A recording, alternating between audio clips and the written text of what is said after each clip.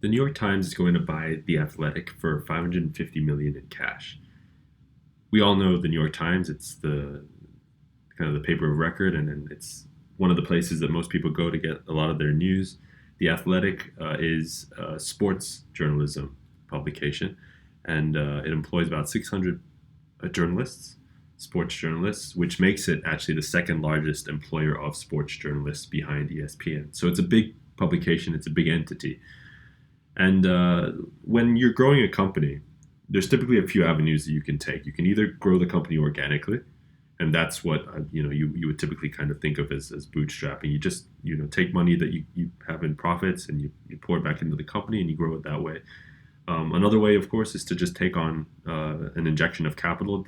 There are various ways to do that. You can go get a bank loan, go get a line of credit. You can sell some of your company for equity, or you sell some of the equity in your company for cash, and you can use that to fund growth. The third way is to empire build, and it's to do basically what the New York Times is doing here, is to say, okay, we've got a mission, which is they wanted to get to 10 million paying subscriptions, and go and buy properties, buy media entities, or buy other companies that they can absorb the balance sheet of, and then make it a big company at the end of it. And so this is obviously what the New York Times is trying to do here. They're trying to grab what the Athletic has, which is quite a strong, I think it's about 1.2, 1.3 million paying subscribers that pay, I think it's $7.99 a month. And they're trying to take all those subscribers and bring them into the New York Times ecosystem. Now, the New York Times traditionally doesn't have a great track record of doing acquisitions and then integrating them cleverly. Not to say kindly. I mean, one example is they bought the Boston Globe many years ago for $1.1 billion and ended up selling it off for 70 million. So, they've obviously got a strong enough balance sheet to where they can go and try an empire build, but traditionally they've lacked the ability to integrate properly. The Athletic, I think, is an interesting play because in a world where people are less trusting of the media, less trusting of the news, one of the kind of final bastions of where people's attention is still at. I mean, if we think of the different sports that people watch, I mean, sports, I'd say, is kind of one of the last bastions of where you can still get people's attention, whether it's through linear television or the streaming apps or YouTube or whatever it is. You can still get people to pay attention to sports and be engaged at a level that hasn't really changed over the last few decades. Where if you think about linear television and then watching the news on cable, for example, I think that kind of stuff is slowly dying. Even reading a newspaper, for example, slowly dying. And so it's a good idea to bring on a sports entity that's strong.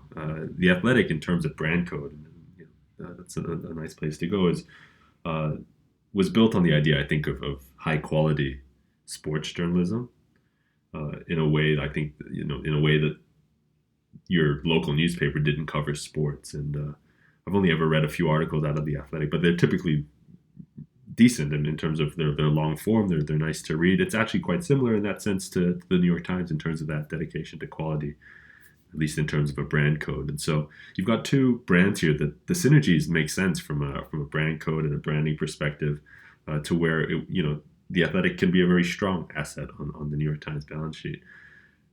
When I saw the news, the first place I thought that that this was probably going to go would be down a route to where the New York Times as a company could figure out how to take the Athletic, take that paying subscription base, and then fold in betting. I think that's kind of where a lot of revenue is going in the sports world, and between kind of the distribution and the reach that these two organizations have synergistically together, you could see a place where like sports betting would bring in a lot of revenue. Now that the head of the New York Times said in their statement about the acquisition that they weren't writing off the idea of working with the betting companies going forward, but that the acquisition wasn't meant as a signal to say, okay, we're going to build a large betting entity, which I feel like that's a bit of a mistake because you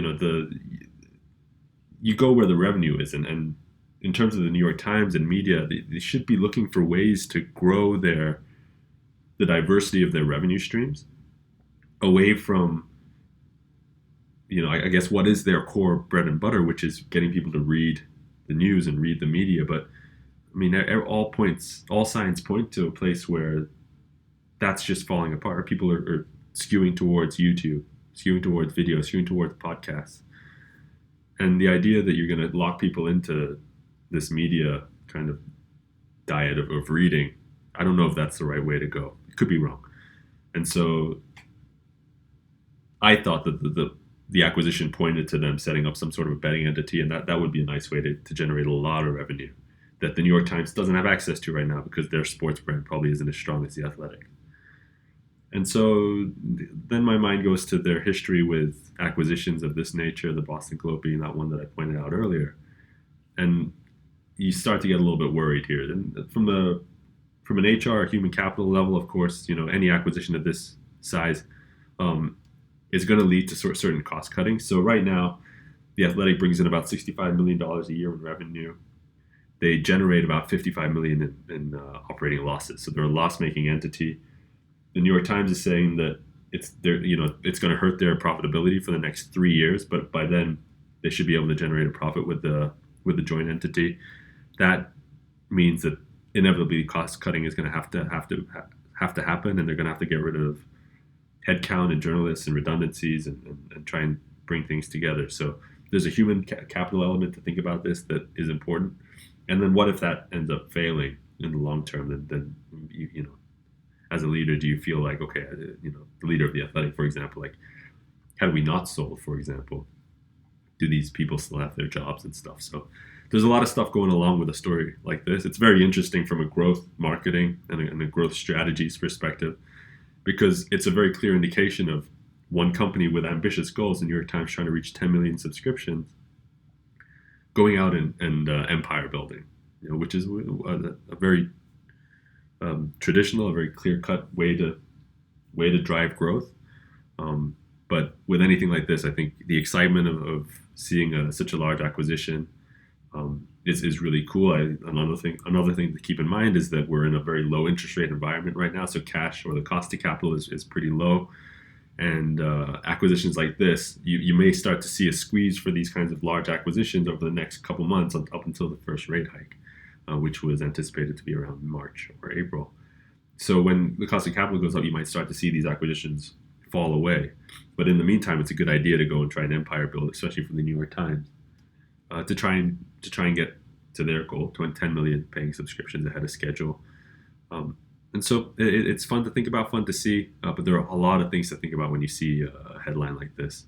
And I'd be very curious to know your thoughts. Let me know your thoughts in the comment section below as it pertains to your views on the New York Times, your views on The Athletic, what you think of this joint entity. Where should they go from a growth marketing perspective, growth strategies perspective? Because I'd be very interested to know. If you enjoyed this video, please consider hitting the like button and subscribing to the channel just so that you get all these updates as they come out.